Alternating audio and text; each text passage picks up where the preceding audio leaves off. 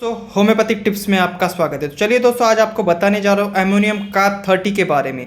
आपका नाक अगर बंद होता है, सर्दी के वजह से आपका नाक बंद हो जाता है, नोज ब्लॉक हो जाता है, कोई भी कारणों से बहुत से मेडिसिन लेने के बाद कम नहीं होता है, तो ये बहुत अच्छी दवा है जिसका नाम है अमोनियम कार्बोनिकम 30। और साथ में डिस्चार्ज रहता है, उसके साथ में बर्निंग रहता है, सुबह सुबह उठने के बाद बहुत छींक आते हैं और बहुत कंटिन्यूसली लॉन्ग टर्म से आपको कोराइजा है।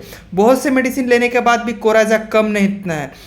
तो ये बहुत अच्छा है। और चिल्ड्रन में हमेशा के लिए सर्दी रहती है और साथ में आपके नाक में से खून निकल रहा है, थोड़ा भी कुछ वॉशिंग आफ्टर वॉशिंग करने के बाद आपका नाक को खून निकल रहा है, ब्लडी म्यूकस निकल रहा है, तो उसका बहुत ज़्यादा टिप ऑफ आपका नोज रहता है वो कंजेशन रहता है, तो उसके लिए बहुत अच्छा है। नाक खुलने के लिए नेजल पॉलिप का प्रॉब्लम है या साइनस के प्रॉब्लम की वजह से आपका नाक बंद रहता है, तो उसके लिए बहुत अच्छी दवा है। Thank you for watching my YouTube channel.